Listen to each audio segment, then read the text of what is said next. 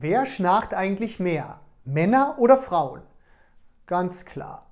Männer schnarchen häufiger, etwa doppelt so oft wie Frauen.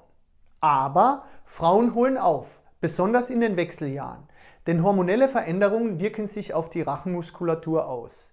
Fazit: Schnarchen kann jeden treffen, unabhängig von Alter oder Geschlecht. Folgt uns für tägliche Fakten und Tipps gegen Schnarchen, direkt vom Spezialisten. Somnishop. Und das Schnarchen endet heute.